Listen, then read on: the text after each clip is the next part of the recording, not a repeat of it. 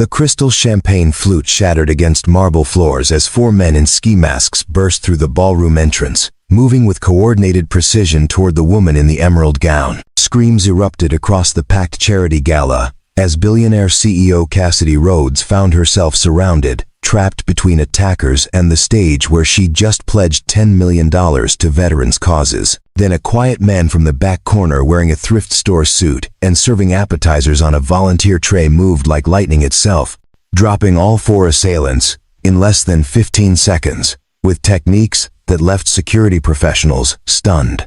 Blood spotted the white tablecloths as Cassidy stared at this stranger, who just saved her life with his bare hands.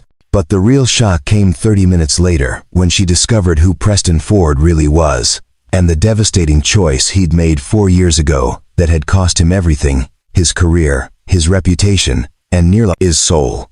Stay with me until the end of this incredible story, and comment your city below so I can see how far this tale has traveled. Before we jump back in, tell us where you're tuning in from, and if this story touches you, make sure you're subscribed because tomorrow, I've saved something extra special for you. The Belmont Grand Hotel ballroom sparkled like a jewelry box come to life, with crystal chandeliers casting prismatic light across 500 of Ashford City's wealthiest citizens. The annual Hope Foundation Gala was the social event of the season, where tech moguls mingled with old money and everyone competed to see who could write the largest check for veterans' rehabilitation programs. Servers in crisp black uniforms weaved through the crowd with practiced elegance, carrying trays of imported champagne and hors d'oeuvres that cost more per bite than most people spent on entire meals. Preston Ford moved among them, but he didn't quite fit. His uniform was slightly too large, borrowed from the event coordinator's spare closet when the catering company came up short on staff. His shoes were polished but old, the kind you could find at thrift stores if you looked hard enough.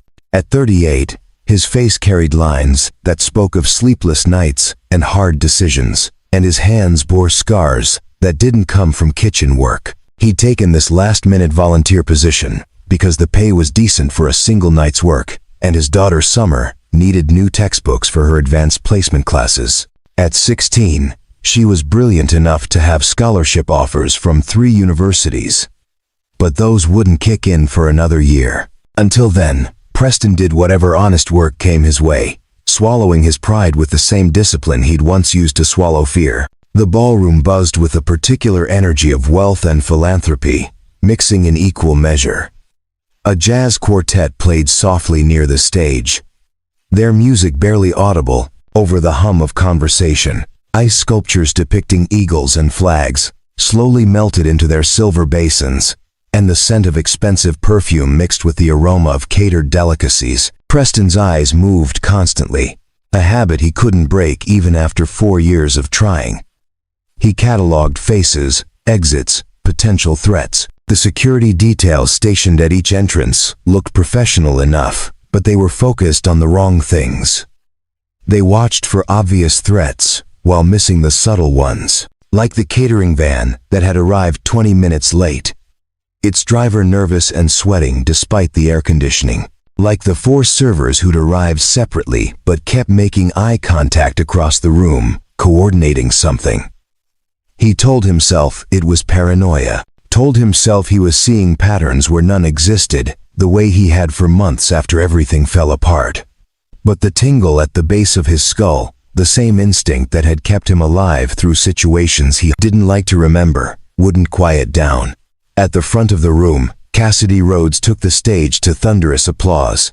The founder and CEO of Tech Vista Industries, she'd built a billion-dollar empire in cloud computing and artificial intelligence, becoming one of the youngest self-made female billionaires in the country.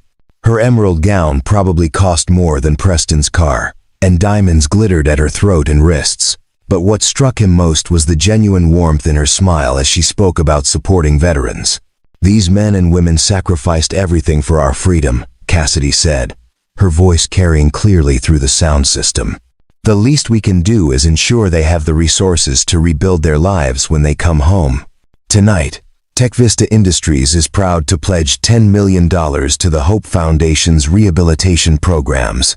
The crowd erupted in applause. Champagne flutes rose in toast, and Preston saw one of the suspicious servers move, his hand to his waistband in a motion he recognized all too well. Time seemed to slow, the way it always did when violence was about to shatter the illusion of safety. Preston set down his tray with careful precision, his body already moving before his conscious mind finished processing the threat. He saw the 4 men simultaneously reach beneath their server jackets, saw them pull on ski masks that had been hidden in their pockets, saw them move toward the stage with the coordinated efficiency of a planned assault. The first scream cut through the air as a woman near the entrance spotted the masks. Then chaos erupted like a dam breaking. Guests scrambled away from the stage, overturning tables and sending champagne flutes crashing to the marble floor. The security guards reached for their weapons, but they were too far away, positioned at the perimeter rather than near the stage. The 4 attackers closed in on Cassidy, who stood frozen at the podium, her speech notes fluttering from her hands like wounded birds. They moved with military precision, creating a diamond formation that would be nearly impossible for security to penetrate without risking her life. The lead attacker pulled out not a gun, but a syringe, something that would leave no bullet casings, no loud gunshots to alert the entire building. Preston didn't think. Thinking had been his enemy ever since Atlantic City, since the choice that had destroyed everything he'd built. He simply acted, his body remembering what his mind had tried to forget. He covered the distance between his position and the stage in seconds, his path cutting through the panicked crowd like a knife through water. The nearest attacker turned just as Preston's shoulder connected with his ribs, sending them both crashing into the orchestra pit. The violin player barely managed to pull his instrument to safety as they tumbled past. Preston was on his feet first, his hands moving with practiced efficiency to pressure points that dropped the attacker without killing him. The syringe skittered across the floor, its contents spilling uselessly. The other 3 attackers converged on him, abandoning their careful formation. They'd trained for security guards and police response, not for someone who moved like he did. The second attacker swung a collapsible baton, but Preston ducked under it, using the man's momentum to throw him over his hip and into a table laden with auction items. Crystal vases exploded into glittering fragments. The third attacker was smarter, trying to grab Cassidy while Preston was occupied. But Preston had already calculated that possibility. His kick caught the man in the knee with surgical precision, hyperextending the joint without breaking it. The attacker went down hard, and Preston was there to ensure he stayed down, applying a blood choke that rendered him unconscious in seconds. The fourth attacker hesitated, seeing his team systematically dismantled by a man in an ill-fitting catering uniform. That hesitation cost him. Preston closed the distance, disarmed him with a wrist lock that made the man cry out in pain, and put him face first on the stage floor with enough force to discourage any further resistance. 15 seconds, 4 attackers neutralized. The ballroom fell silent except for the sound of scattered breathing and someone's sob being quickly stifled. Preston stood among the wreckage, his borrowed uniform torn at the shoulder, a thin line of blood on his cheek from where the baton had grazed him. His chest heaved with exertion, and his hands trembled slightly as the adrenaline began to fade. Around him, 500 of Ashford City's elite stared with expressions ranging from shock to admiration to fear. Cassidy Rhodes remained at the podium, one hand gripping it for support, her emerald gown somehow still immaculate despite the chaos.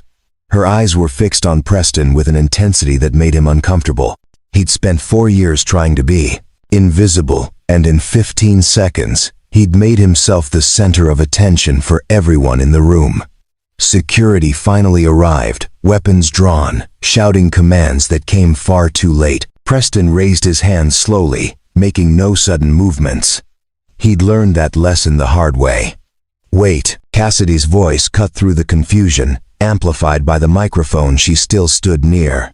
"He saved me. This man just saved my life." 2 hours earlier, Preston had stood in the cramped bathroom of his apartment, wrestling with the borrowed uniform and wondering if he'd made a mistake taking this job. The Belmont Grand Hotel was the kind of place where people like him usually only entered through service entrances, and even then, only when they had legitimate business. "Dad, your tie is crooked," Summer called from the living room of their two-bedroom apartment in the Brookside district, one of those neighborhoods real estate agents called up and coming, which meant it was affordable because it hadn't come up yet. Preston emerged to find his daughter sitting at their second-hand dining table, surrounded by textbooks and her laptop. At 16, Summer had inherited her mother's sharp intellect and her father's stubborn determination. She'd been 12 when everything fell apart, old enough to understand that their life had changed forever, young enough to adapt in ways Preston still struggled with. "Better?" he asked, adjusting the tie. She looked up from her calculus homework, her dark eyes, so like her mother Elise's, scanning him critically. "Better. You look almost respectable." "Almost? The shoes give you away. But nobody looks at servers' shoes at these fancy events. Trust me, I've read enough about how wealth works. The invisible people stay invisible." Preparing and narrating this story took us a lot of time, so if you are enjoying it, subscribe to our channel. It means a lot to us. Now back to the story. Preston smiled despite himself. Summer had developed a fascination with social dynamics and economics, probably because their fall from middle-class comfort to working-class struggle had given her a unique perspective. Her guidance counselor said she could write a compelling college essay about overcoming adversity. Preston hated that his failures had become his daughter's essay material. Mrs. Walsh next door said she'd check on you around 9. Preston said, grabbing his keys, "There's leftover pasta in the fridge. I'm 16, not 6. I'll be fine." Summer paused, then added more softly, "Be careful tonight, okay? I know these fancy events make you uncomfortable." She didn't know the half of it, couldn't know that putting Preston in a room full of wealthy people he was supposed to protect triggered every instinct he'd spent 4 years trying to suppress. But Summer had her own intuition, probably had since that terrible night when police officers appeared at their door with questions he couldn't answer and accusations he couldn't defend against. "Just serving appetizers, sweetheart. What could go wrong?" The words felt like tempting fate, but he kissed the top of her head and left before she could see the tension in his shoulders. The bus ride to the Belmont took 40 minutes through evening traffic. Preston watched the neighborhoods transform through the window, going from modest apartment complexes to renovated townhomes to the gleaming towers of downtown Ashford City. He'd once lived in one of those townhomes, back when he'd been someone else, someone who wore tailored suits instead of borrowed uniforms, someone whose daughter didn't have to worry about textbook money. The Belmont Grand Hotel rose 30 stories above the financial district, all glass and steel and old money. Preston entered through the service entrance, as instructed, where a harried event coordinator named Brielle Douglas barely glanced at him before thrusting a uniform into his hands. "You're late," she snapped, though Preston was actually 5 minutes early. "Sorry," he said automatically. "You learned not to argue when you needed the work. Bathrooms down the hall. Get changed. You'll be serving appetizers during the cocktail hour, then transitioning to champagne service during the main program. Don't talk to the guests unless they talk to you first. Don't drop anything. Don't stare at anyone. Basically, be invisible." Invisible. Preston had become an expert at that over the past 4 years. The ballroom staff consisted of 20 servers, most of them students from the local culinary school picking up extra cash. They eyed Preston with the polite disinterest of people who assumed he was just another middle-aged guy trying to make ends meet. They weren't wrong, but they also weren't entirely right. As the guests began arriving, Preston fell into the rhythm of the work. Offer tray, smile, politely, move on. The guests barely saw him, their eyes sliding past his face as if he were furniture. He'd once commanded rooms like this, had been the person everyone wanted to talk to. Now he was the person no one noticed. But he noticed everything. He noticed that the security detail, despite their professional appearance, had predictable patrol patterns. He noticed that the entrance security was checking invitations, but not bags thoroughly enough. He noticed which guests were actually philanthropists and which were there for the social networking, the way they positioned themselves near Cassidy Rhodes, like satellites orbiting a star. He noticed the 4 servers who'd arrived separately but kept exchanging glances across the room. Preston told himself it meant nothing, told himself that his instincts, once so reliable, had been corrupted by 4 years of paranoia and guilt. After Atlantic City, after the investigation that had cleared him legally but destroyed him professionally, he'd started seeing threats everywhere. Therapy had helped, but some habits died hard. Still, he watched the 4 men, noted how they moved with too much awareness for casual catering staff, noted how their eyes constantly tracked Cassidy Rhodes's position, noted the bulges under their jackets that might have been nothing, but might have been something. "You worked events before?" another server asked during a brief lull, a young woman named Adeline Scott who attended the Culinary Institute. "A few," Preston replied, keeping his answer vague. "You move different than the rest of us. More aware. My boyfriend's studying criminal justice, and he moves like that. Always watching exits and stuff." Preston forced a casual smile. "Old habits. I used to work security." "Cool. Why'd you stop?" "Because I made a choice that saved one life but let another die. And even though the law said I did everything right, the person who died had the wrong last name and the right connections. Because I became a cautionary tale, a news story, a LinkedIn profile that got passed over automatically. Because I went from protecting executives to serving them appetizers. And some days I'm not sure which version of me was real." "Career change," he said instead. Adeline accepted this with a shrug and moved off with her tray. Preston returned to his careful observation, still tracking the 4 suspicious servers, still feeling that instinctive warning that something was wrong. When Cassidy Rhodes finally took the stage to make her announcement, Preston positioned himself near the edge of the crowd, close enough to act if his paranoia proved justified, far enough away that he could still pretend he was just a server doing his job. He saw the way the 4 men's body language changed when she started speaking, saw them abandon their serving trays and begin moving with coordinated purpose. And when they reached for their waistbands, Preston Ford, who'd spent 4 years trying to be nobody, became exactly who he'd always been. Someone who stood between danger and the innocent. Someone who made choices when everyone else froze. Someone who was about to be invisible no longer. The moment hung suspended like a breath held too long. Preston's mind cataloged everything with the crystalline clarity that came when time seemed to slow down. 4 attackers moving in practiced formation toward Cassidy Rhodes. 500 potential hostages frozen in the first seconds of shock. Security guards positioned wrong. Would take them 8 to 10 seconds to reach the stage. Too long. Emergency exits blocked by panicked guests beginning to surge backward. The lead attacker's hand emerged from beneath his server jacket, gripping a syringe filled with clear liquid. Not a gun. Sophisticated. Quiet. Meant to incapacitate Cassidy without alerting the entire hotel. The other 3 attackers pulled ski masks over their faces with synchronized precision, their movements revealing training that went beyond simple thugs hired for intimidation.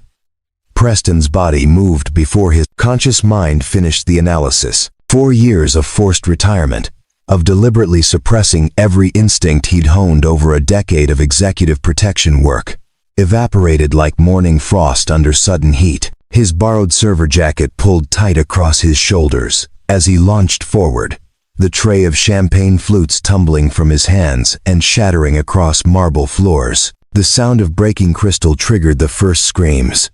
Guests scattered like startled birds, their designer gowns and tailored tuxedos suddenly impediments as they scrambled away from the stage. A woman in a silver dress stumbled over her heels, and Preston's hand shot out to steady her, without breaking stride, his eyes never leaving his targets. The nearest attacker registered Preston's approach a half-second too late. Preston's shoulder connected with the man's ribs just below the sternum, driving the air from his lungs and sending both of them tumbling into the orchestra pit.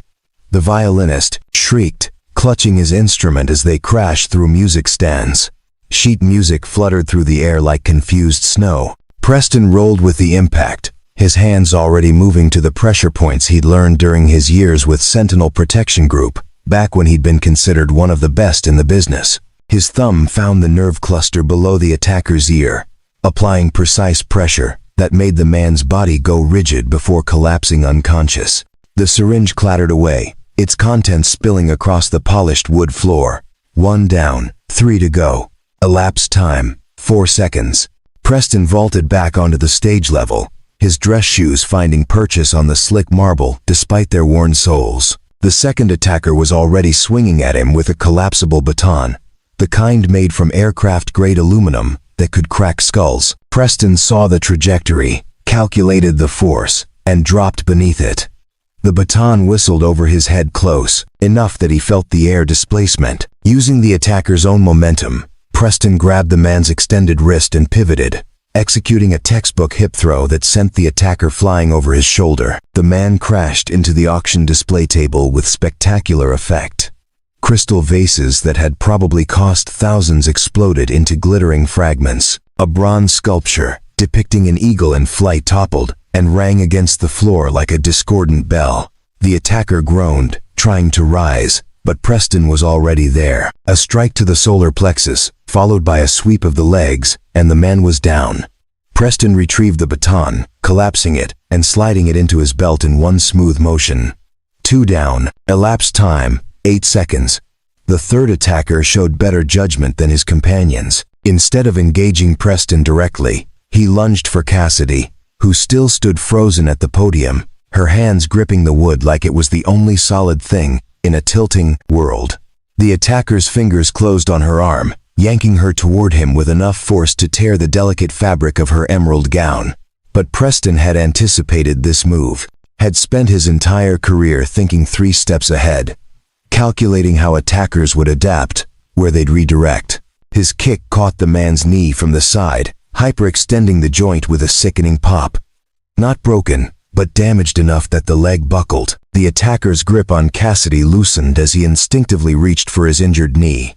Preston moved into the opening, his hand finding the back of the attacker's neck. He applied a blood choke, a technique that cut off blood flow to the brain without crushing the windpipe. 5 seconds of pressure, and the man slumped unconscious. Preston lowered him to the stage floor with surprising gentleness, making sure his head didn't hit the hard surface.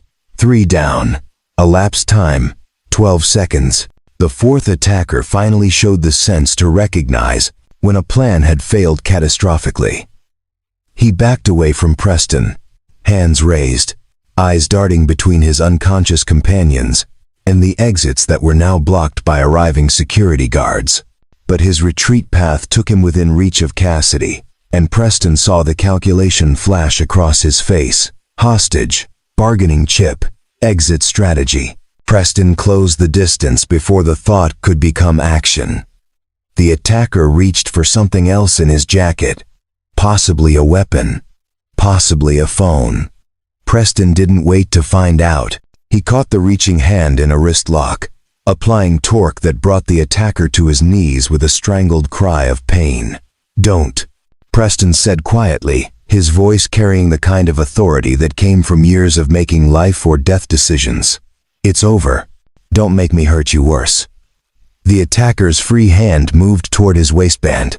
Preston sighed, adjusted his grip, and put the man face first on the stage floor, with enough controlled force to ensure compliance without causing serious injury. The attacker's mask had ridden up, revealing a young face, maybe mid-20s, twisted with pain and rage. "You ruined everything." The young man spat, his voice muffled against the floor. "She deserves what's coming, they all do." 4 down. Total elapsed time, 15 seconds. Preston stood among the wreckage of the elegant charity gala, breathing hard, his hands starting to tremble as adrenaline began its inevitable crash. His borrowed uniform was torn at the shoulder seam, and blood trickled from a cut on his cheek where the baton had come closer than he'd realized. Around him, 500 of Ashford City's wealthiest citizens remained frozen, their sophisticated social masks cracked by genuine shock. Security guards finally swarmed the stage, weapons drawn, shouting commands in that aggressive tone that came from arriving too late and compensating with excessive force. Preston raised his hand slowly, carefully, making no sudden movements. He'd been on both sides of this scenario enough times to know that adrenaline-charged security personnel with weapons drawn weren't particularly interested in nuance. On the ground, now, Preston complied, kneeling first, then prone, his hands behind his head. The marble floor was cold against his cheek, and fragments of broken crystal pressed into his chest. Above him, boots thundered past, and voices shouted conflicting commands. Someone stepped on his hand. Another guard's knee pressed into his back with unnecessary force. "Wait." Cassidy Rhodes's voice cut through the chaos like a blade. The microphone she still stood near amplified her command across the ballroom. "Wait, that man saved my life. He's not one of them."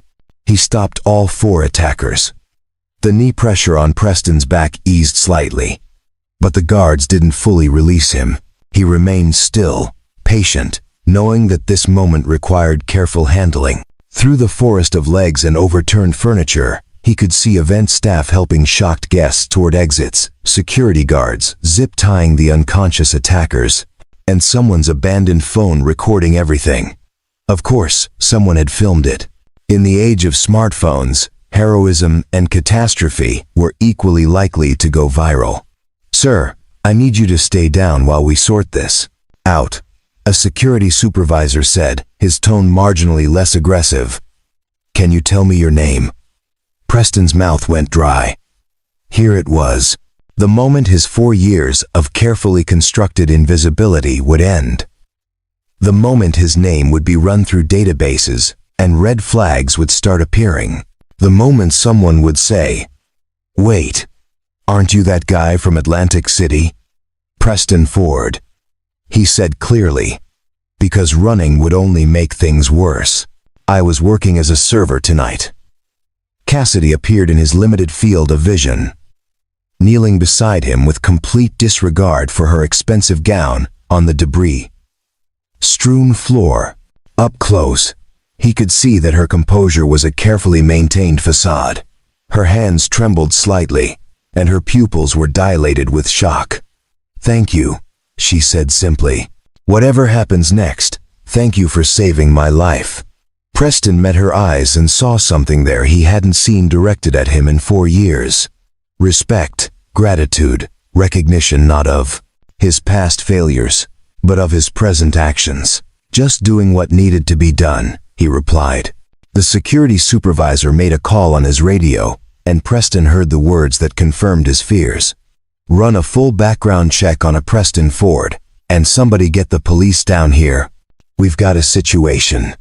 Around them, the ballroom slowly returned to a semblance of order. Paramedics arrived to check the unconscious attackers and treat minor injuries among the guests. Police officers in uniform began taking statements, their presence transforming the elegant venue into a crime scene. And somewhere, probably already, Preston's name was being entered into systems that would connect him to Atlantic City, to headlines he'd hoped were forgotten, to a past that was about to become very present. Summer would see this on the news. The thought hit him with the force of a physical blow. His daughter would watch footage of her father taking down 4 attackers in a ballroom full of billionaires, and she'd have questions he wasn't ready to answer. About who he used to be. About what happened in Atlantic City. About why they'd really moved to Ashford City and started over with nothing. "Mr. Ford?" A police detective appeared, notepad already out. "I'm Detective Landon Pierce. I need to ask you some questions about what happened here tonight."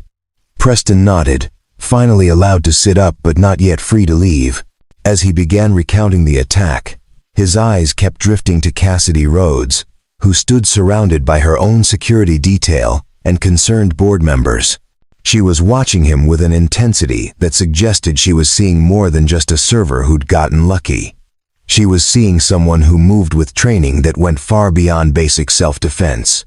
Someone who'd assessed and neutralized 4 coordinated attackers with efficiency that spoke of extensive experience. Someone whose hands had known exactly where to strike, how much pressure to apply, when to stop. She was seeing who he really was beneath the borrowed uniform and the carefully cultivated invisibility. And Preston knew, with the certainty that came from years of reading people and situations, that his life was about to change again. Whether for better or worse remained to be seen, but the carefully constructed walls he'd built around his past were crumbling, and there was nothing he could do to stop it. The ghost of Atlantic City was about to become front-page news in Ashford City, and this time, Preston Ford had nowhere left to run. The police station's interrogation room smelled of stale coffee and industrial cleaner. Preston sat in an uncomfortable plastic chair, his borrowed uniform replaced by a gray sweatshirt someone had found in the lost and found. The cut on his cheek had been cleaned and bandaged by a paramedic who'd worked in silence, eyes full of questions she didn't ask. Detective Landon Pierce sat across the metal table, his tablet displaying information that made his expression shift from professional interest to something more complicated. Recognition mixed with confusion, curiosity tempered by caution. Preston James Ford, Pierce read aloud. Age 38. Former senior protection specialist with Sentinel Protection Group, one of the most prestigious executive security firms on the East Coast. 12 years of service. Spotless record. Multiple commendations. Considered one of the best in the industry. He looked up. Until Atlantic City. Preston's jaw tightened. 4 years hadn't dulled the impact of those two words. I was cleared of all criminal charges, Preston said quietly. The investigation found I acted within protocols. Legally cleared, yes. Pierce agreed. But that's not quite the same as being found innocent in the court of public opinion, is it? The detective turned his tablet around, showing Preston a news article he'd read so many times he had it memorized. The headline still had the power to make his stomach clench. Security expert's impossible choice, billionaire's son, dead, while executive lives. Nathan Chambers, Pierce continued. 23 years old, son of real estate mogul Gregory Chambers. He was attending the Atlantic Technology Summit 4 years ago, when an armed man took 2 hostages in a service corridor. You were the protection specialist assigned to the summit. Preston closed his eyes, but the memory played anyway, as vivid as the day it happened. The gunman high on something, his hands shaking, his demands incoherent. 2 hostages kneeling before him. Nathan Chambers on the left, young and terrified, there because his father had insisted he start learning the family business. Juliana Tate on the right, 42 years old, CEO of a medical device company, mother of 3 young kids. The hostage taker gave you a choice, Pierce said, reading from the report. You had one clear shot. The angle only allowed you to save one hostage before he could execute both. You had 3 seconds to decide. I chose Juliana Tate, Preston said, his voice hollow. She had 3 children under the age of 10. Nathan was single, no dependents. In that moment, with that information, I made the choice I thought saved the most lives downstream. And you were right, by any utilitarian calculus, Pierce agreed. Juliana Tate went on to develop a revolutionary cardiac device that saved thousands of lives. Her children still have their mother. By the numbers, you made the correct decision. Try telling that to Gregory Chambers. The detective nodded slowly. Chambers is one of the wealthiest men in the country, has connections in media, politics, business. He used every resource at his disposal to destroy you professionally. Even though the investigation cleared you, even though the internal review board concluded you followed protocols perfectly, even though the district attorney declined to file charges. Preston's hands formed fists on the table. Chambers gave interviews calling me a murderer who chose money over family. Said I saved the CEO because her company had done business with Sentinel Protection Group. That wasn't true, but it didn't matter. The story was too good, too controversial. Security expert plays God, rich kid dies, working mother lives. The media ran with it for months. Sentinel Protection Group terminated your employment, Pierce read from the file. They said it was to protect the company's reputation. Assured me it wasn't personal, that I'd done everything right, but that my continued presence had become a liability. Clients were nervous. Some were canceling contracts. Preston's laugh was bitter. Turns out being proven right doesn't matter much when you're costing the company money. And after Sentinel, blacklisted. Officially, no one would say it outright, but every security firm I applied to suddenly had no openings. Every interview ended with, "We'll be in touch," and then silence. I tried consulting, but clients would Google my name and find the Atlantic City articles. One prospect told me directly they couldn't hire someone with that kind of controversy attached, regardless of the facts.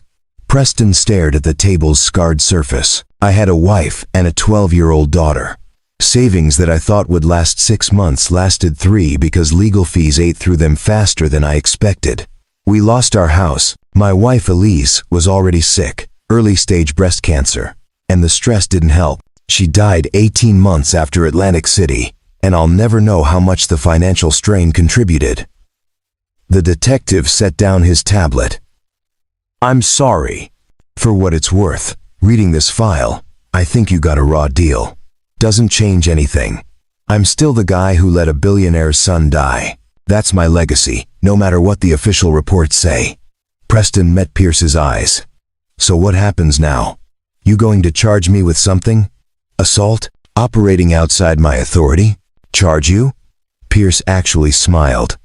"Ford, you saved one of the most prominent CEOs in this city from what appears to be a coordinated assassination attempt. The 4 men you stopped are currently being very uncooperative, but we've identified them as members of a group that's been making noise about tech companies destroying traditional industries. You're not being charged, you're being thanked." Preston absorbed this, not quite believing it. "Then why am I here?" "Because Cassidy Rhodes has been calling every 5 minutes demanding to speak with you. And because I needed to understand who you really are before I let you walk out of here." Pierce stood, gathering his materials. "You're free to go, Mr. Ford. There's someone waiting for you in the lobby." The Ashford City Police Department lobby was busy with the usual late-night parade of humanity. Preston emerged to find Cassidy Rhodes sitting on a bench, still in her emerald gown, though she'd added a designer coat against the evening chill. She looked impossibly out of place among the tired lawyers and bail bondsmen, like a jewel dropped in a parking lot. She stood when she saw him. "Mr. Ford, Miss Rhodes, you didn't have to wait." "Yes, I did." She gestured to a quiet corner away from the main traffic. "I had my team research you while you were giving your statement. I know about Atlantic City. I know about the choice you made." Preston's defenses rose automatically. "Then you know I'm not someone you want associated with your company. The optics alone would be terrible." "The optics of what? A man who saved my life?" Cassidy's eyes flashed. "Or the optics of someone who made an impossible decision in 3 seconds and has been punished for it ever since, despite doing everything right? I let someone die. You saved someone who could be saved. There's a difference." She pulled out her phone, showing him an article. "I read Juliana Tate's interview from 2 years ago. She said you gave her 3 children their mother. She said the cardiac device her company developed wouldn't exist if you hadn't saved her that night, because she was the one who pushed the research forward. She said thousands of people are alive because of your choice. Nathan Chambers is still dead." "Yes. And that's tragic. But in a situation where someone was going to die no matter what you did, you chose to save who you could. That's not murder. That's being human in an inhuman situation." Cassidy sat back down, and after a moment, Preston joined her. "Gregory Chambers destroyed you because he was grieving and needed someone to blame. The media crucified you because controversy sells. But that doesn't make you wrong." Preston shook his head. "You don't understand what it's like. Every job interview, every background check, every Google search, Atlantic City comes up. I went from one of the best protection specialists in the country to serving appetizers at charity galas. My daughter had to leave her school because other kids saw the news articles. My wife died thinking I'd failed our family. Did you fail them?" The question hung in the air. Preston wanted to say yes, wanted to carry that familiar weight of guilt like a comfortable burden. But Summer's voice echoed in his memory. from a conversation they'd had a year ago when she'd found him staring at old employment rejection letters. "Dad, Mom didn't think you failed us. She told me before she died that you were the bravest man she knew. That making hard choices was what you did, and loving you meant accepting that sometimes those choices would have terrible consequences. She was proud of you. I'm proud of you. When will you be proud of yourself?" "My daughter thinks I'm brave," Preston finally said. "I think I'm just a man who keeps making choices that hurt the people around me." Cassidy was quiet for a moment. "Tonight, 4 men tried to kill me. They had a plan, coordination, the element of surprise. Your protection saved my life in 15 seconds. Do you know what my security team said after reviewing the footage?" Preston shook his head. "They said it was the most efficient threat, neutralization, they'd ever seen outside of military special operations. They said you assessed, adapted, and acted with a level of expertise that suggested thousands of hours of training and real-world experience." She turned to face him fully. "Preston Ford, whatever Atlantic City took from you professionally, it didn't take your skills, it didn't take your instincts, and it shouldn't have taken your sense of worth. Miss Rhodes, I appreciate what you're saying, but I'm offering you a job." Preston blinked. "What?" "Head of Personal Security for Tech Vista Industries. Specifically, for me. My current team is good at looking intimidating and checking credentials. But tonight proved they don't see threats the way you do. They don't act the way you do." She named a salary that made Preston's head spin, plus benefits, housing assistance, and a full scholarship fund for Summer's college education. "You researched my daughter?" "I research everyone. It's how I built my company." Cassidy's expression softened. "I know she's brilliant. I know she got accepted to 3 universities, but can't afford to attend any of them. I know you're working multiple jobs trying to save enough. I can solve that problem." Preston stood abruptly. "I don't need charity. It's not charity. It's compensation for services rendered, and services I need going forward." Cassidy stood as well. "Those 4 men tonight? They're connected to a larger movement targeting tech executives. The police told me I'm likely still at risk. I need protection from someone who sees threats before they materialize. Someone who doesn't hesitate when action is required. Someone who's proven they'll put themselves between danger and the person they're protecting. I let someone die in Atlantic City. You saved someone who could be saved. Tonight, you saved me. How many times do you have to prove yourself before you believe you deserve a second chance?" Preston's phone buzzed. A text from Summer. "Dad, you're trending on Twitter. Someone filmed you at the gala. Are you okay? Please call when you can." He stared at the message, feeling the weight of visibility he'd spent 4 years avoiding. The video was out there. His name was circulating again. By morning, someone would make the Atlantic City connection, and the entire news cycle would start over. "I need to think about it," Preston said finally. "Of course. But Preston," Cassidy handed him a business card with her personal cell phone number. "Whatever you decide, thank you for tonight. You gave me a gift I can never fully repay my life. Everything else is just details." She walked away, her heels clicking against the police station floor, leaving Preston standing alone with a business card that represented everything he'd lost 4 years ago and wasn't sure he deserved to have back. His phone buzzed again. Another text from Summer. "I saw the video, Dad. You were amazing. I always knew you were a hero. When are you coming? Home?" Preston typed back, "On my way now, sweetheart." But as he stepped out into the Ashford City night, he wasn't sure which home he was heading toward: the cramped Brookside apartment where he'd hidden from his past, or the life Cassidy Rhodes was offering, where his past might finally become something other than a burden. The bus ride back to Brookside took Preston through streets that seemed different now, though nothing had actually changed except his visibility. Twice, passengers glanced at him with recognition, probably having seen the gala footage that was apparently spreading across social media. He kept his head down, hoodie pulled up, exhausted from the adrenaline crash and the weight of Cassidy Rhodes's offer. Summer was waiting up when he finally climbed the stairs to their apartment, sitting at the kitchen table with her laptop open to at least 20 tabs of news coverage.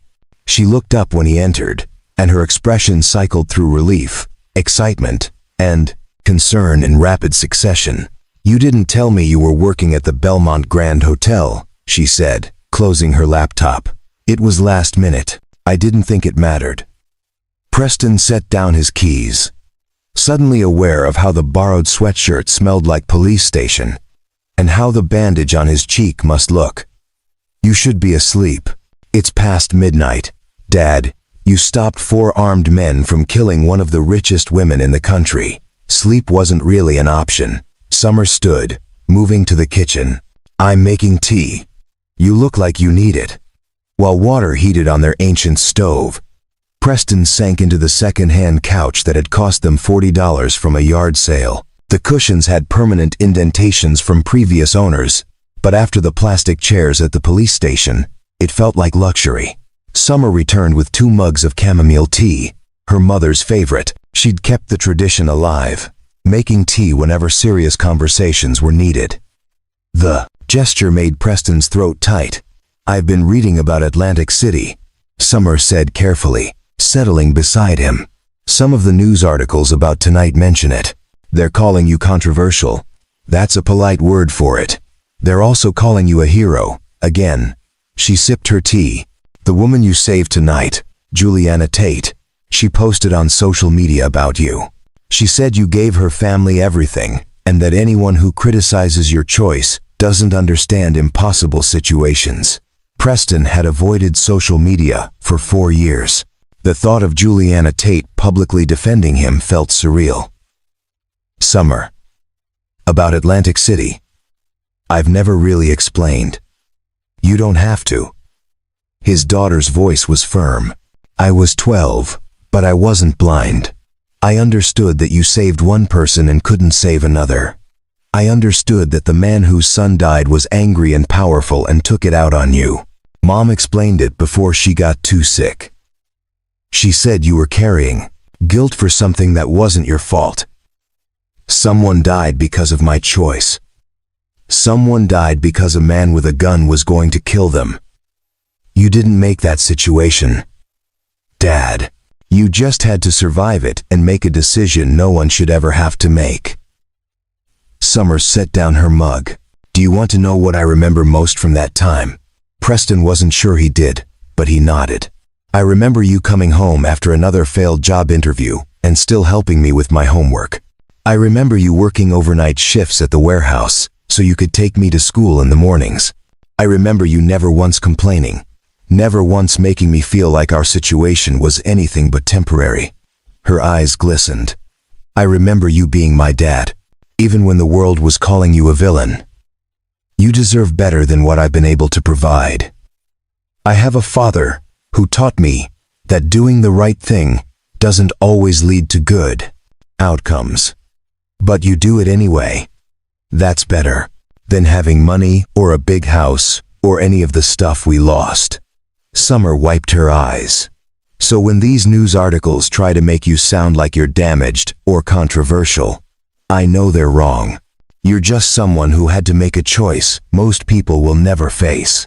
Preston pulled his daughter close, breathing in the scent of her shampoo, feeling her warmth against his shoulder. When had she become so wise? When had she grown from the 12-year-old who'd cried when they moved to this apartment into this remarkable young woman who could articulate truths he couldn't see himself? "Cassidy Rhodes offered me a job," he said into Summer's hair, "head of personal security for her company. The salary is more than I made at Sentinel. She's offering to pay for your college." Summer pulled back, eyes wide. "Dad, that's incredible. Is it? Or is it a setup for another Atlantic City? Another situation where I have to choose, where someone gets hurt, where everything falls apart again?" Preston stood, pacing the small living room. "I spent 4 years becoming nobody so I wouldn't have to make those choices anymore. Taking this job means stepping back into situations where people might die, where my decisions matter, where I could fail again. Or succeed again," Summer countered. "You stopped 4 attackers tonight, saved someone's life. That's not failure. Tonight was different. Tonight, I didn't have to choose. I could save her without sacrificing anyone else. Preston stopped at the window, looking out at Brookside's modest skyline. But what about next time? What if next time there are two people in danger and I can only save one? What if I choose wrong? What if you choose right? What if you save someone who goes on to do amazing things, like Juliana Tate did? Summer joined him at the window. Dad, you can't live your life afraid of making choices. That's not living. That's just existing. Existing kept us safe and miserable. You think I don't see? How you look at your old security manuals sometimes. How you watch protection specialists in movies and your body language changes. You miss it. You miss being good at something, being valued for your skills. She squeezed his hand. Mom wouldn't want you hiding forever. Preston closed his eyes, remembering Elise in better days. Before the cancer, before Atlantic City. She'd known what she was marrying when she'd said yes to a protection specialist. Had known the risks, the irregular hours. The reality that his job was to stand between danger and other people. Your mother told me once that she fell in love with my certainty, Preston said quietly. She said most people freeze when crisis comes, but I moved toward it. She thought it was brave. After Atlantic City, I thought it was arrogance. Maybe it was neither. Maybe it was just who you are. His phone vibrated. A text from an unknown number. Mr. Ford, this is Detective Pierce. Thought you should know, the 4 men from tonight are talking. They were planning to kidnap Miss Rhodes, not kill her. Ransom demand targeting tech executives. Your intervention likely saved her from something much worse than we initially thought. You did good work tonight. Preston showed Summer the message. She read it twice, then looked up at him with an expression that was pure Elise loving but unwilling to accept nonsense. You saved her from being kidnapped, tortured for ransom, maybe killed anyway when they got what they wanted. And you're standing here questioning whether you deserve a second chance. Summer shook her head. Dad, I love you, but sometimes you're incredibly stubborn about punishing yourself. I'm scared, Preston admitted, the words coming out before he could stop them. I'm terrified of being responsible for someone's safety again, of making another choice that destroys us. Then don't make it alone. Take the job. Use the resources of $1 billion company. Build a team. Do it better than you could at Sentinel. Summer's voice softened.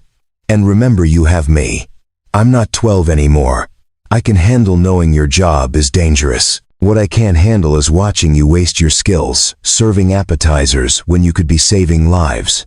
Preston's phone rang. Cassidy Rhodes's number flashed on the screen. He stared at it for 2 rings before Summer gently took the phone and answered, putting it on speaker. Miss Rhodes, this is Summer Ford, Preston's daughter. Summer, hello. Cassidy's voice was warm despite the late hour. I hope I'm not calling too late. You're offering my dad a job. I am. A job I think he's uniquely qualified for. He's scared, Summer said bluntly, ignoring Preston's sharp look. He thinks he'll fail again, like Atlantic City. He thinks he doesn't deserve the opportunity. There was a pause. Then Cassidy said, Summer, can I tell you something? In the 15 seconds your father was stopping those 4 men, I watched his face. He wasn't thinking about failure, or Atlantic City, or what might go wrong. He was thinking about keeping someone safe. That's not a man who's broken. That's a man who's been waiting for permission to be himself again. I think so, too, Summer said. But he needs to hear it from more than just his teenage daughter. Preston, Cassidy addressed him directly now. I know you're listening. I'm not offering you this job out of gratitude or pity. I'm offering it because you're the best, and I need the best. What happened in Atlantic City doesn't disqualify you. If anything, it proves you can make hard choices under pressure. That's exactly what I need. Preston took the phone from Summer. Miss Rhodes, I appreciate the offer, but I'm not accepting that answer tonight. You're exhausted. You've been through trauma. and you're not in a position to make rational decisions." Her tone was gentle but firm. "Take the weekend, think about it, talk to Summer. Talk to whoever else you need to talk to. But Preston, don't decide based on fear. Decide based on who you want to be." The call ended. Preston set down the phone, feeling Summer's expectant gaze. "She's right," his daughter said. "Who do you want to be, Dad? The guy who hides in Brookside, or the guy who saves lives?" Preston didn't answer, but as he prepared for bed in their small apartment, Cassidy's business card sat on his nightstand like a promise or a threat, or maybe both. Saturday morning arrived with autumn sunlight streaming through their apartment's thin curtains. Preston had barely slept, his mind cycling between the gala, Cassidy's offer, and memories of Atlantic City that refused to stay buried. Around 6, he gave up on sleep and made coffee, settling at the kitchen table with his laptop. The news coverage was extensive. Someone had captured high-quality footage of the attack and his response, and it had been viewed millions of times across various platforms. The headlines varied from "Mystery Server Saves Billionaire CEO" to "Atlantic City Hero Resurfaces at Charity Gala."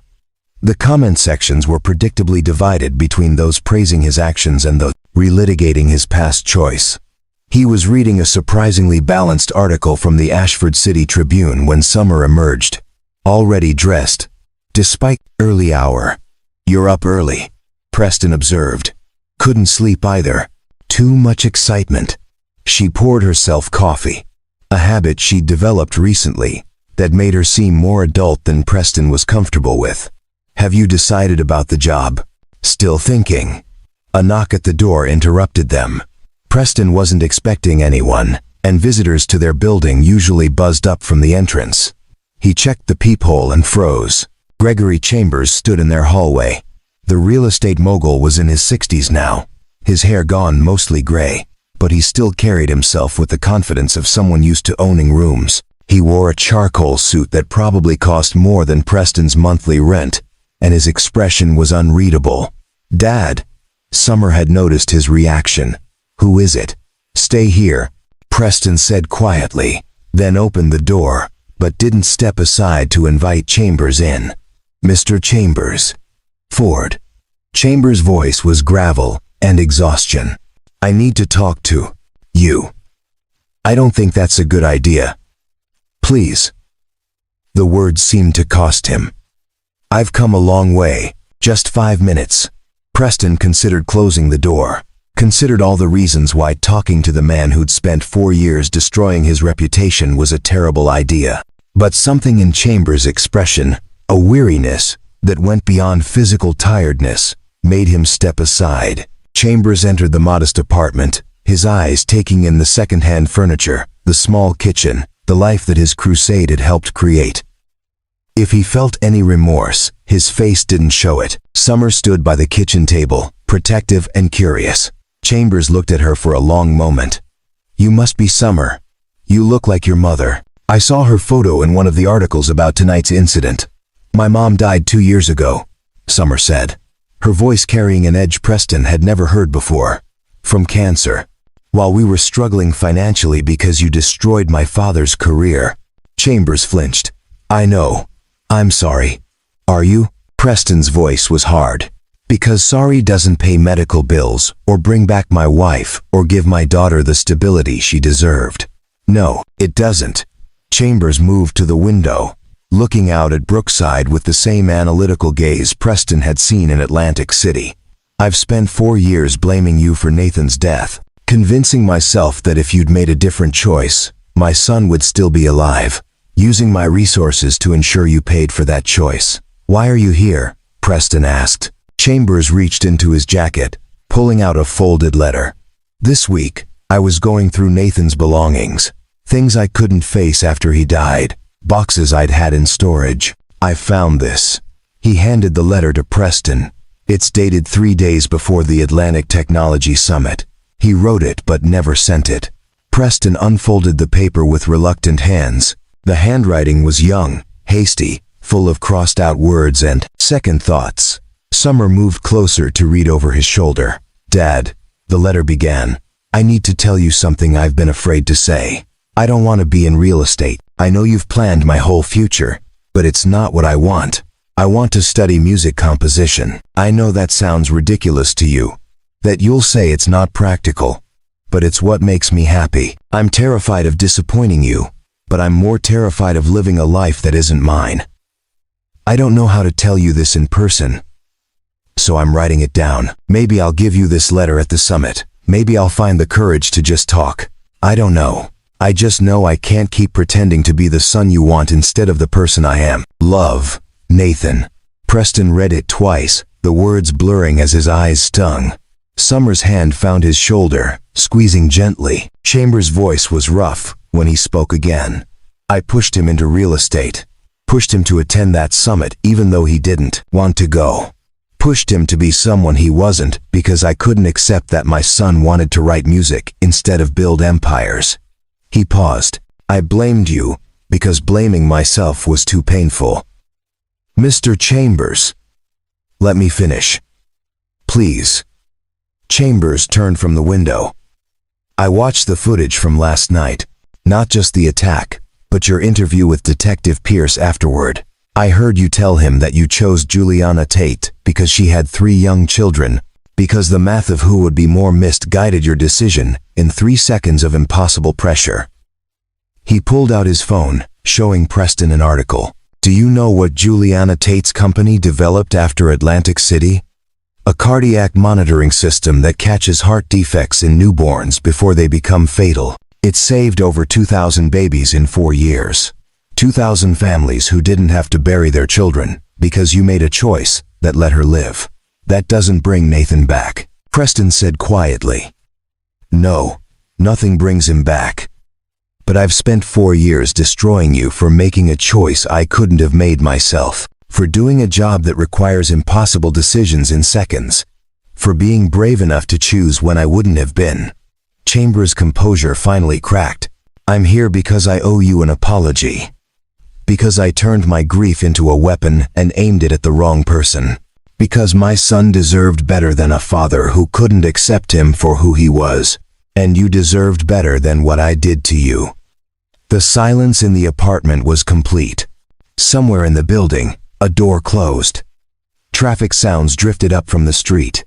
But in their small living room, Preston Ford stood face to face with the man who'd been the architect of his professional destruction, hearing words he'd never imagined. Why now? Preston finally asked. Why not 2 years ago, or 1 year ago, or any time before last night? Because seeing you save that woman's life reminded me what you actually do. What you've always done. You stand between danger and the innocent. You make choices most people couldn't make, and I punished you for it because my pain needed somewhere to go. Chambers' eyes were wet. I can't undo the past 4 years. I can't give you back your career, or your wife's health, or your daughter's childhood stability. But I can stop actively hurting you. He pulled out another document, this one official, looking. This is a public statement I'm releasing Monday morning. It acknowledges that I was wrong to blame you for Nathan's death. It states clearly that you followed all protocols in Atlantic City, and that my campaign against you was driven by grief rather than justice. It won't fix everything, but it's a start. Preston took the document with numb hands, scanning the words that would reshape his public narrative. Summer read it too, her grip on his shoulder tightening. There's more. Chambers continued. I've established a foundation in Nathan's name to support people like him, young adults, trying to pursue creative careers against family pressure. The board has already approved a grant for Summer's college education, wherever she wants to go, studying whatever she wants to study. It's not charity. It's what Nathan would have wanted. Supporting someone's dreams instead of crushing them. I don't. Preston's voice failed. You don't have to accept it. You don't have to forgive me. I don't expect either. Chambers moved toward the door. But you should know that your former colleagues at Sentinel Protection Group have been informed of my statement. Several have already reached out to me, saying they'd welcome you back. Your reputation in the industry will be restored. Mr. Chambers, Summer spoke up, her voice steady despite her tears. "Thank you for the college money. But what my dad needs isn't your foundation or your apology. What he needs is to forgive himself. He's been carrying your blame on top of his own guilt for 4 years, and it's destroying him." Chambers looked at the young woman, then at Preston. "She's right. I gave you a burden you didn't deserve. But Ford, whether you take Cassidy Rhodes's job, or return to Sentinel, or do something completely different, stop carrying my pain. Nathan's death wasn't your fault. It was the fault of a man with a gun and a father who couldn't see his son for who he really was." After Chambers left, Preston sat on their couch, the documents in his lap, feeling like the ground had shifted beneath him. Summer sat beside him, and they stayed that way for a long time, processing what had just happened. "He was right about one thing," Summer finally said. "You've been carrying his blame along with your own. Maybe it's time to put some of that weight down." Preston's phone rang. Cassidy Rhodes again. This time, when he answered, his voice was different, steadier. "Miss Rhodes, I've thought about your offer."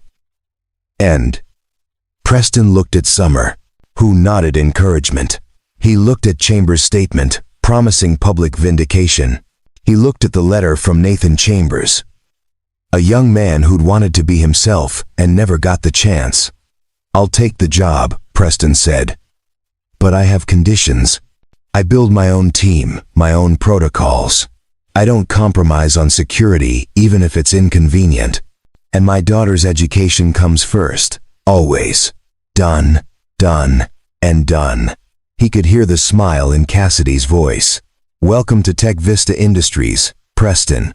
We start Monday. First priority is upgrading my entire security infrastructure. Second priority is identifying who sent those 4 men last night, because I don't think this is over." After the call ended, Summer threw her arms around him. "I'm proud of you, Dad." "I'm terrified," Preston admitted. "Good. Means you care." She pulled back, her mother's wisdom shining through her young face. "But this time, you're not alone. You have a team, resources, and a daughter who believes in you. Oh, and apparently a billionaire real estate mogul who's going to tell the world you were right all along." Preston laughed, the sound rusty but genuine. "How did I end up with such a smart kid?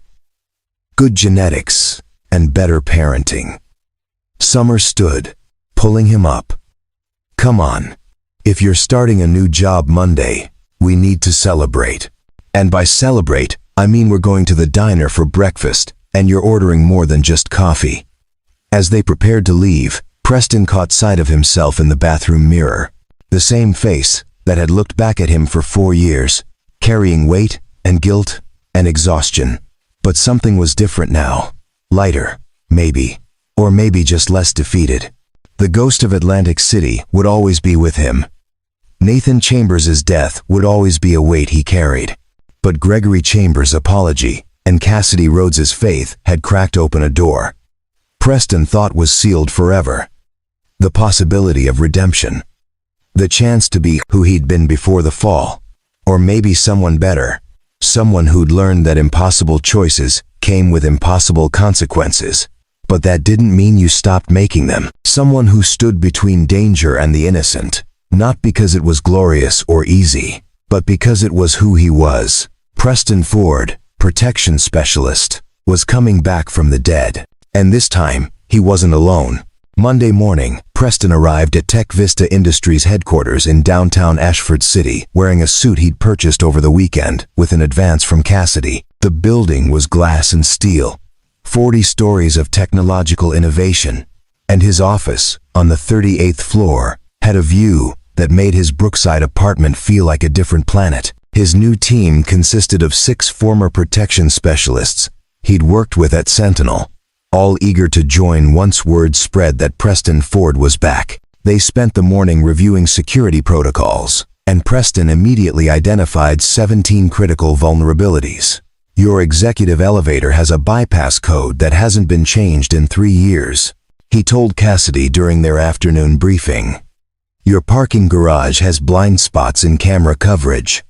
Your personal driver uses the same route every morning. These aren't just problems, they're invitations. Fix them, Cassidy said simply. Whatever you need. By Wednesday, Preston had implemented new protocols that made Cassidy's board of directors complain about inconvenience. By Thursday, those complaints stopped when Detective Pierce called with disturbing news. The 4 men from the gala finally talked, Pierce said over the phone. They were hired, through an encrypted messaging service, by someone calling themselves the Architect. This person has been coordinating attacks against tech executives for 6 months. Cassidy Rhodes was target number 3. Preston felt ice form in his stomach. Who were targets 1 and 2? Target 1 survived with minor injuries. Target 2 didn't. Pierce paused. Preston, the Architect has a pattern. They research their targets extensively, find personal connections to exploit. The 4 men at the gala, all former employees of companies TechVista acquired. But here's what worries me. The Architect sent a message after the gala attempt failed. What message? Preston Ford is an interesting variable. Let's see how he handles protecting what he truly values. Pierce's voice was grim. They're not going after Cassidy anymore. They're going after you through her, or through Summer. Preston's hand tightened on the phone. Summer's at school. I have protection on her. Good. Keep it that way. We're working on tracing the Architect, but whoever this is knows how to stay hidden. Pierce hesitated. There's something else. We found a connection to Atlantic City in the Architect's communications. References to impossible choices. To justice for those left behind. Preston, I think this person knows about Nathan Chambers. After the call ended, Preston immediately contacted the team member he'd assigned to Summer's school. Everything was fine. She was in calculus class, unaware of the threat circling closer. Cassidy appeared in his office doorway. I heard Pierce's update through security channels. This Architect person is escalating. They're making it personal. That's when people make mistakes. Preston pulled up surveillance feeds from TechVista's various properties. We need to anticipate their next move. They failed to kidnap you, so they'll try something different. Something that hurts more than money. They'll go after Summer. Preston met her eyes. That's what I would do if I wanted to destroy someone like me. Take away the thing that matters most. Force an impossible choice. His phone buzzed with a message from an unknown number. When he opened it, his blood went cold. It was a photo of Summer leaving her calculus class, timestamp from 15 minutes ago. The angle suggested it was taken from inside the school. The message read, "Hello, Preston. Remember Atlantic City? Remember having to choose? Let's play that game again. But this time, the stakes are more personal. You have 48 hours to figure out who I am and stop me. If you fail, someone you love will pay the price. And unlike Atlantic City, I won't give you the mercy of a clean choice. You'll have to watch while I take everything." Tick-tock. The Architect. Preston was already moving, his team mobilizing around him. Get Summer out of that school now. Full protective detail. Cassidy, you're going to a secure location. No, Cassidy said firmly. I'm not hiding while this person threatens your family. We face this together. This isn't your fight. You made it my fight when you saved my life. She grabbed her phone, already calling her own security. Besides, I have resources you need. Money, technology, connections. The Architect wants to play games? Let's show them what happens when they threaten the wrong people. Preston's phone rang. Summer's school. The principal's panicked voice, reporting that Summer had left campus with a man claiming to be her father's colleague, showed credentials that looked legitimate. She's gone, Preston said, the words like broken glass in his throat. The Architect has Summer. Cassidy's face went pale, but her voice remained steady. Then we get her back. Whatever it takes. Detective Pierce arrived at TechVista within 20 minutes, bringing FBI resources and a grim reality. The credentials used to take Summer were perfect forgeries of your company's security badges. The architect has access to information they shouldn't have. Preston, I think this person has been planning this for months, maybe since Atlantic City. Then they made a mistake, Preston said, his voice cold and controlled. They think I'm the same man who froze in Atlantic City, who second-guessed every decision. But I'm not. And they just gave me 48 hours to find them. He looked at his team, at Cassidy, at Pierce. We have 2 days to save my daughter and stop whoever's been terrorizing this city. We don't sleep until it's done. The hunt for the architect had begun, and this time Preston Ford wasn't the prey. He was the hunter. The breakthrough came at hour 36, when Preston's tech specialist found a digital fingerprint in the architect's encrypted messages. The trail led to an abandoned industrial complex in the Riverside district, a maze of warehouses that had once housed manufacturing plants before automation made them obsolete. It's a trap, Cassidy said, studying the blueprints her team had pulled up. They want you to come. I know, Preston replied, checking his weapon. But Summers in there. His team had assembled with military efficiency. 6 protection specialists, all former Sentinel employees who'd worked with Preston before Atlantic City.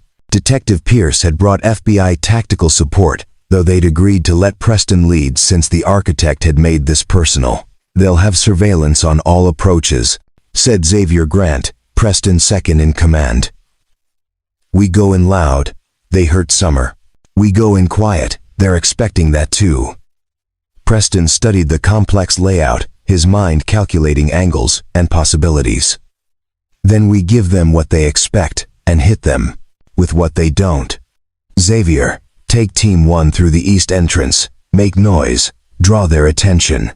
Pierce, FBI positions for containment, no one leaves this complex. Cassidy, don't even try to leave me behind, she interrupted. I'm coming. You're not trained for tactical operations. I'm trained to think strategically and adapt quickly. Plus, the architect made this about me too. I'm an asset, not a liability. Preston wanted to argue, but he recognized the determination in her eyes. It was the same stubborn resolve that had built $1 billion company from nothing. They moved on the complex at dusk, using the failing light as cover. Xavier's team hit the east entrance with flashbangs and coordinated aggression, creating enough chaos to draw attention. Preston led his smaller team through a drainage culvert that bypassed the main security, an entrance he'd identified from studying old city infrastructure maps. Inside, the warehouse was a nightmare of shadows and blind corners.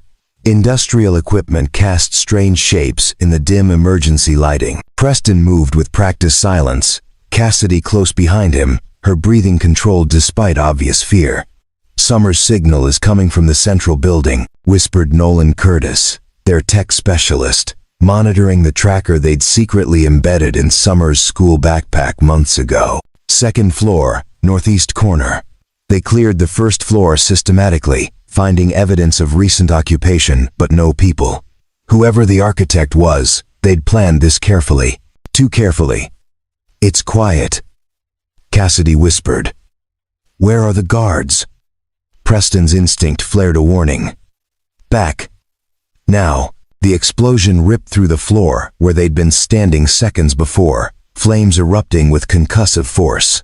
Preston grabbed Cassidy, pulling her behind a concrete pillar as debris rained down. His team scattered, finding cover. Weapons ready. Welcome, Preston. A voice echoed through, speakers hidden in the warehouse. Male, distorted by electronics, but carrying an edge of familiar anger. Did you think it would be easy?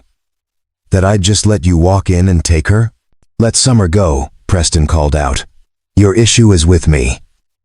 My issue is with everyone who makes impossible choices and calls it justice. The voice's distortion couldn't hide the rage beneath. You saved Juliana Tate and let Nathan Chambers die. You called it mathematics, utilitarian ethics. But what about the people who lose in your equations? Preston's mind raced through possibilities. Someone connected to Nathan Chambers. A family member Gregory hadn't mentioned. Nathan had a brother, Cassidy whispered, having reached the same conclusion. Younger brother, early 20s. He dropped out of college after Nathan died, disappeared from public records. Carter Chambers, Preston said, the pieces clicking together. Nathan's younger brother by 5 years. He worshipped Nathan. Blamed me when he died. Smart man, Carter's voice confirmed. While my father spent 4 years publicly destroying you, I spent 4 years learning how you think, how you operate. I studied your every case at Sentinel, every decision, every choice. I became an expert in Preston Ford. Another explosion, this one closer. The building shook. And Preston heard his team, reporting in over comms. Multiple attackers. Coordinated assault. Professional tactics. You taught me that impossible choices reveal who people really are, Carter continued. So here's yours. Summer is on the second floor with enough explosives to bring down this entire section. I'm in the east building with Cassidy Rhodes's elderly parents, who I collected this morning. You have 5 minutes before I detonate both locations. You can reach one, not both. Your protection team can't reach either in time. Preston's blood turned to ice. Cassidy gasped beside him. My parents. They were supposed to be at their retirement home in Florida. Choose, Preston. Carter's voice rose to a shout. Your daughter or 2 innocent elderly people? Mathematics and ethics. Who's worth more? Show me how you make impossible choices. Preston's mind worked frantically. 5 minutes. 2 locations. His team scattered by the explosions. No time for rescue operations at both sites. This was Atlantic City again, but worse. This time, it wasn't a stranger's son, it was Summer. Dad? Summer's voice came through the speakers, terrified but trying to stay calm. Don't worry about me. Save them. I love you. Cassidy grabbed his arm. My parents are 80 years old. Preston, they've lived full lives. Summer's 16. You know what the choice has to be. Did he? In Atlantic City, he'd chosen based on mathematics 3 young lives versus 1. But this was his daughter, his Summer. The person who'd kept him sane through 4 years of hell. How could he possibly make this choice again? Then he remembered what Summer had said the night Cassidy offered him the job. Don't make it alone. Take the job. Use the resources. Build a team. Preston activated his comm. Xavier. East building.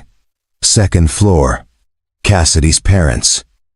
You have 4 minutes. On it. Xavier responded instantly. Pierce. I need FBI to breach from the north. Distract Carter's people. Already moving. Pierce confirmed. Preston turned to Cassidy. Your security system, you said you have drones for facility monitoring? Yes, but can they carry weight? Understanding flashed in her eyes. She pulled out her phone, fingers flying. The industrial inspection drones can carry 50 pounds. I have 3 within range. Get them here. Now. Preston was already moving toward the stairs. Nolan, I need schematics of the 2nd floor, specifically the northeast corner. Sending to your phone now. 2 minutes left. Preston hit the stairs at a run, his mind calculating trajectories and timing. The industrial drones arrived through a broken skylight. Their rotors humming, Cassidy directed them with practiced efficiency despite her shaking hands. Summer. Preston reached the 2nd floor, seeing his daughter tied to a chair surrounded by enough C4 to vaporize the building. I'm getting you out. The timer, Dad. I see it. 90 seconds. Preston worked on her restraints while simultaneously rigging one of the drones with a harness. This is going to be rough, sweetheart. Hold on. 60 seconds. He got Summer free and into the harness. The drone strained under her weight but held. Go. Out the window. The drone lifted Summer through the broken window just as Preston's comm crackled. We have the parents, Xavier reported. Clear of the east building. 30 seconds. Preston ran for the stairs, but Carter's voice stopped him. You think you won? Carter Chambers appeared from the shadows, weapon drawn. You think you get to save everyone this time? Preston turned slowly. Carter, Your brother wouldn't want this. You don't get to say his name. Carter's hand shook. You let him die. I made a choice in 3 seconds that haunts me every day, but I'm done letting it destroy everyone it touches, including you. Preston took a step forward. Nathan wrote a letter to your father before he died, about wanting to be himself instead of what others expected. He'd hate what you've become in his name. 15 seconds. The explosives would detonate, killing them both. Come with me, Preston said, extending his hand. We can both walk away. For a moment, something human flickered in Carter's eyes. Then hardened resolve replaced it. Some choices can't be undone. He raised the gun. Preston moved faster, closing the distance, disarming Carter with techniques that were pure muscle memory. They crashed through the door together as the explosives detonated behind them, the blast wave throwing them down the stairs in a tangle of limbs and debris. Preston woke to smoke and ringing ears. His body screamed with impact pain, but he was alive. Beside him, Carter Chambers lay unconscious, bleeding from a head wound but breathing. The building groaned ominously. Structural supports compromised by the explosion. Preston! Cassidy's voice cut through the haze. She appeared through the smoke with Nolan, pulling at debris. The building's coming down. We need to move. Preston stood with difficulty, every muscle protesting. Through the smoke, he could see 2 paths. To the left, the main exit where his team waited, where Summer was safe with the FBI. To the right, a secondary stairwell that led to the roof where a helicopter could extract them. But the building was collapsing faster than anticipated. The explosion had destabilized more than Carter had planned. One path would save Preston and Cassidy. The other would allow them to drag Carter's unconscious body to safety. Not both. The ceiling was already cracking, debris beginning to fall. Atlantic City again. A choice between lives, but this time, Preston Ford had learned something. Cassidy, take the main exit. Get to safety. Not without you. I'm not asking. He moved toward Carter's unconscious form. This time, I save everyone. Or die trying. No more mathematics. No more impossible choices. I'm done sacrificing people. Preston, you can't carry him alone. But Nolan was already beside him, helping lift Carter. I didn't sign up with you to make easy choices, boss. Let's move. They dragged Carter toward the secondary stairs as the ceiling collapsed behind them, flames licking at their heels. Cassidy ran ahead, clearing debris, her designer clothes ruined but her determination absolute. The stairwell was a nightmare of smoke and failing structure. Each step felt like it might be the last before everything came down. Carter's dead weight made progress agonizingly slow. Leave me, Carter mumbled, consciousness returning. Let me die. It's what I deserve. Nobody deserves this, Preston grunted, pulling him higher. And I'm not letting anyone die on my watch. Not today. They burst onto the roof as the building shuddered violently. Pierce's helicopter hovered 50 feet away, unable to get closer because of the smoke and heat. The jump was impossible, the distance too far. Preston's mind raced through options, all of them terrible. Then he saw the old crane system used when the warehouse was operational. Still intact, arm extending over the gap. Cassidy, can you operate that? It's from the 1,970 seconds, and probably hasn't moved in years. But she was already running to the control booth.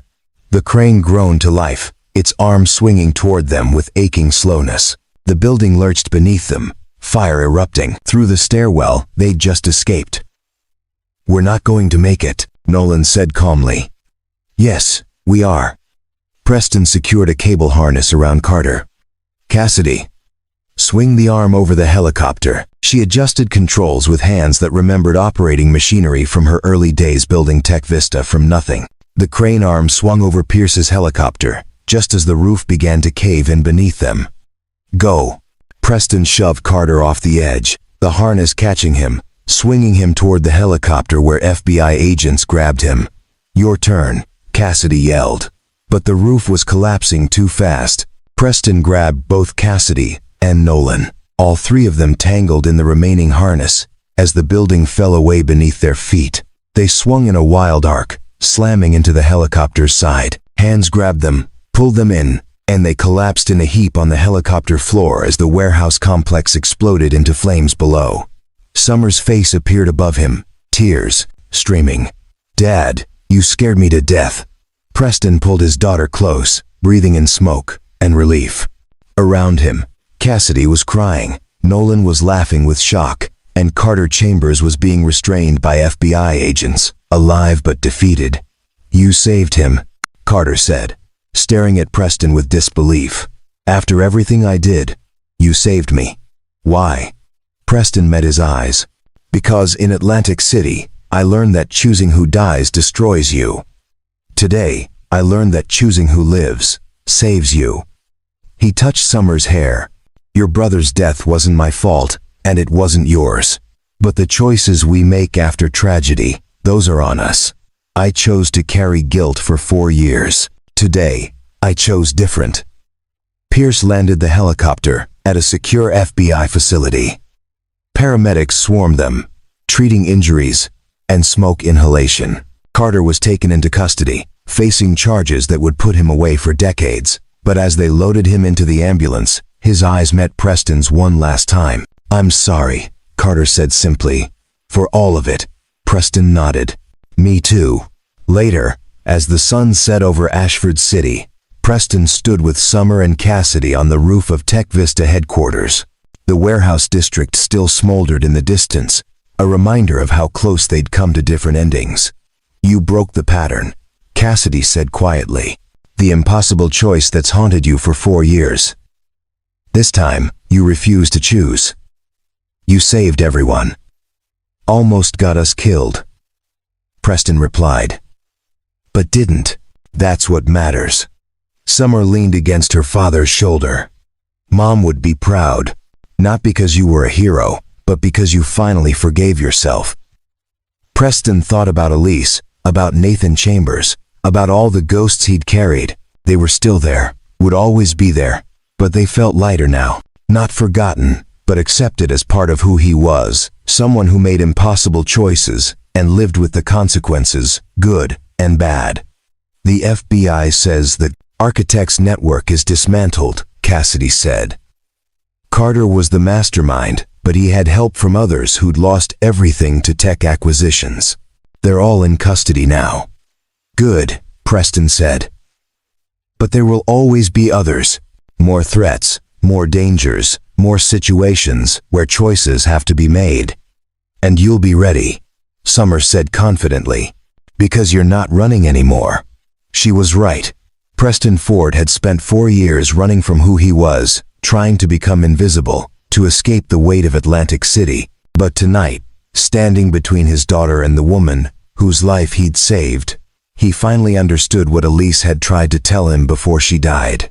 You couldn't outrun yourself. You could only choose to be better. The ghost was gone. The guardian remained.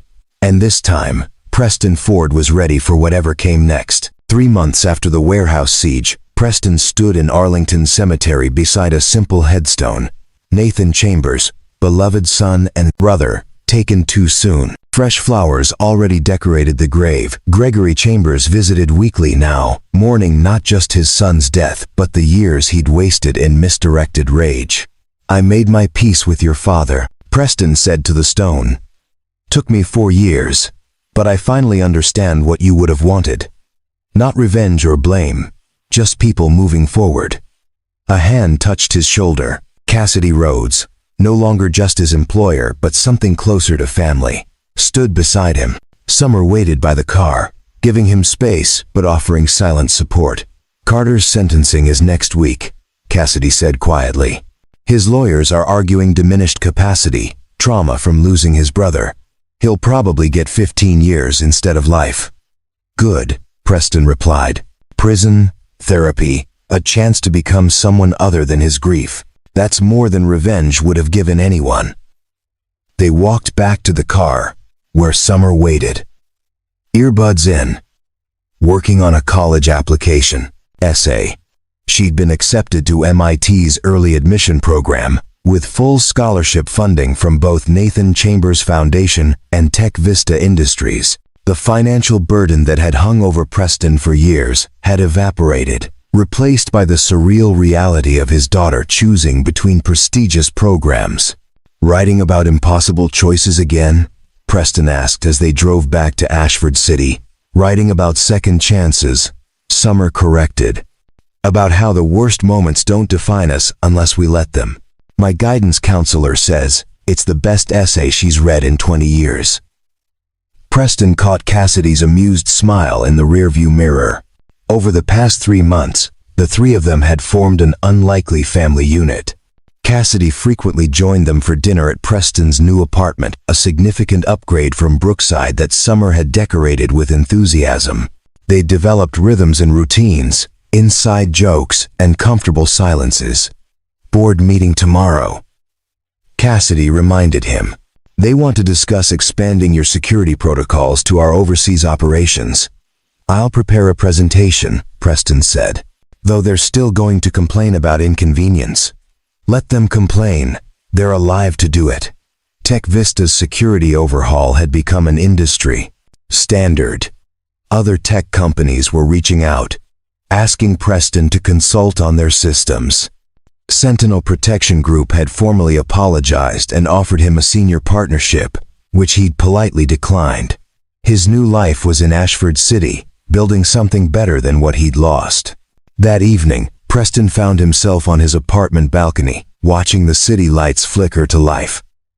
Summer was inside video chatting with her MIT advisor. Cassidy had stayed for dinner and was helping with dishes, insisting despite Preston's protests that billionaires were perfectly capable of operating dishwashers. His phone buzzed. A message from Gregory Chambers. "Thank you for visiting Nathan. It means more than you know." Carter asked if you'd visit him before sentencing. No pressure, but he'd like to apologize in person. Preston considered it, then typed back, "I'll be there." Cassidy appeared on the balcony, 2 cups of coffee in hand. "Penny for your thoughts?" "Thinking about how different everything is from a year ago. I was serving appetizers, hiding from my past, convinced I didn't deserve a future. And now? Now I have a daughter, heading to MIT, a job that matters, friends who see me as more than my worst moment." He accepted the coffee. "Now I have a life worth living." "You always had that," Cassidy said gently. "You just needed permission to believe it." Summer joined them, squeezing between them at the railing. "Group photo," she announced, holding up her phone. "For my MIT housing application, they want pictures of family." They posed together, 3 people brought together by violence, but bonded by choice. In the photo, Preston was smiling, genuinely smiling for the first time in years. Later, alone in his room, Preston opened a box he'd kept hidden since Atlantic City. Inside were his commendations from Sentinel, photos with his old team, and a letter from Juliana Tate thanking him for saving her life. He'd been too ashamed to read it before. Now, he read every word, letting himself accept that his choice had mattered, that lives saved counted as much as lives lost. At the bottom of the box was a photo of Elise from their wedding day, her smile bright with hope for their future. Preston touched the image gently. "I'm okay now," he whispered. "I'm finally okay." The ghost of Preston Ford, the man broken by Atlantic City, was gone. In his place stood someone stronger, a father, a protector, a man who understood that impossible choices didn't make you a villain or a hero, just human. Summer appeared in his doorway. "Dad? You okay?" "Yeah, sweetheart. Just saying goodbye to some old ghosts." "Good," she said firmly, "because we have brunch with Cassidy tomorrow, and I'm not letting you be late because you're too busy feeling guilty." Preston laughed, closing the box and putting it away, not thrown out, but no longer a shrine to his failures. The past would always be part of him, but it no longer defined him. Tomorrow would bring new challenges, new threats, new moments where choices had to be made. But Preston Ford was ready now, not because he'd forgotten Atlantic City, but because he'd learned to carry it without letting it crush him. The warrior had returned. The Guardian had emerged, and this time, Preston Ford was finally, completely, home. Up next, you've got 2 more standout stories right on your screen. If this one hit the mark, you won't want to pass these up. Just click and check them out. And don't forget to subscribe and turn on the notification bell so you don't miss any upload from us.